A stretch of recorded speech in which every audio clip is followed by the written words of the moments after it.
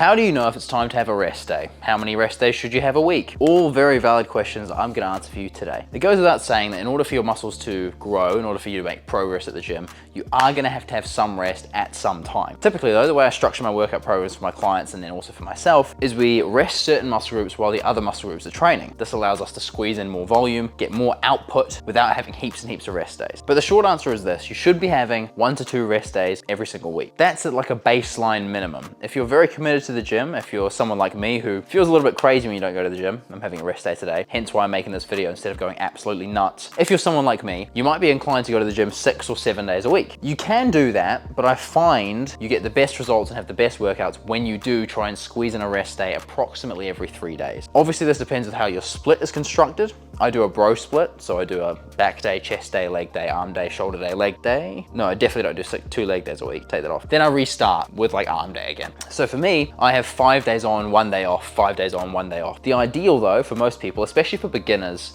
is gonna be 3 days on, 1 day off. That way you have enough days at the gym to get some volume in, but you don't have so much that you're exhausted. How do you know if you need a rest day? Because that's the minimum, right? Sometimes if you're really run down, you've been working out really hard, and if you're new to the gym, you might need more rest days than that. I know a lot of people that go day on, day off, day on, day off, right? They have 1 day at the gym, they go super hard, they have a day off. Or someone like Ronnie Coleman, very famous bodybuilder, would train 5 days of the week, Monday to Friday, then he'd have Saturday and Sunday off, and then go back on Monday. There are a few factors that will give it away if you need a rest day. Number one is your overall feeling. If you wake up feeling well rested, feeling strong, feeling powerful, ready to go, chances are you don't need a rest day. If you feel especially run down, your muscles feel quite weak, you feel lethargic, and combine that with the fact that you've trained for the past few days, then maybe you need a rest day. Another little test I like to conduct is what I call the fist test. Not as inappropriate as it sounds. Basically, if you can hold a fist and squeeze it, and you can squeeze strong, see there, my hand is literally shaking, I'm squeezing so strong, I'm squeezing so hard, then you're good to train. You'll notice that when you're very run down and in need of a rest day, that fist is gonna be exceptionally weak. You're not really gonna be able to squeeze it, and that's when it's time to have a little rest. Your muscles need to recover. Something that's very important for beginners to realize that often they don't, is that, take me for example, I do a 5 day on, 1 day off split. In the case of someone like me, yes, I have 5 days on. That might seem really intense, but the way I structure it, day after day, I'm not training the same muscle groups. I'm not doing a full body day after day after day. I'm doing one muscle group, chest, for example, on a Monday. Then on Tuesday, I'll do a completely different muscle group that doesn't even recruit the same secondary muscles as the first one. So if I do a chest day, next day I'll do a back day. So virtually no muscles are being overused. I'm not using the same muscles again. Then the day after, I'll continue that. So I won't do anything chest related, I won't do anything back related. I'll probably do something like shoulders with an emphasis on the movements that don't make me sore. For example,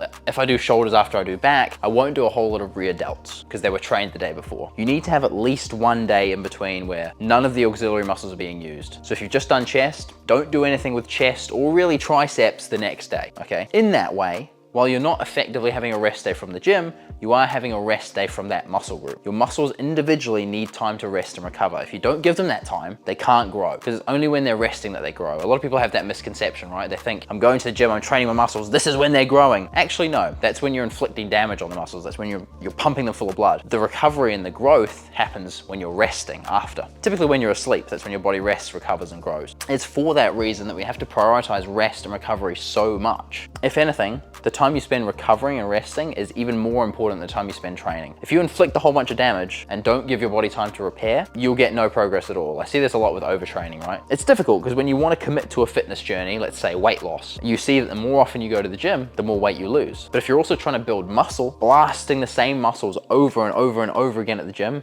is not going to work out. That's why it's so counterintuitive to see things like movies where people do 1,000 push-ups a day for a month and then they get all jacked. It's not going to work for you. Your muscles need time to recover. Yes, they'll adapt, they'll get a little bit tighter, get a little bit stronger, and have better endurance, but in terms of muscle growth, hypertrophy training, getting the muscle bigger, you need time off to make that happen. Let's summarize it all together. I know it was a big swirling pot of rest, recovery, muscle growth, whatever. What do you need to know? Bottom line is this: you need rest at least 1 to 2 days a week where you do absolutely no training. You can maybe do a little bit of light cardio, maybe some abs, but no heavy lifting on 1 to 2 days of the week. Don't train muscles back to back to back. Every muscle group needs at least a day off in between, if not 2 to 3. Treat your rest and recovery with the same importance you treat your training, because it's honestly just as critical to get good rest as it is to train hard. If you got some value from this, I know it was a quick one. I just get a lot of questions about rest and recovery. Feel free to drop me a subscription. I do videos like this pretty much every day, and I'll see you in the next one. Have a rest day every now and then.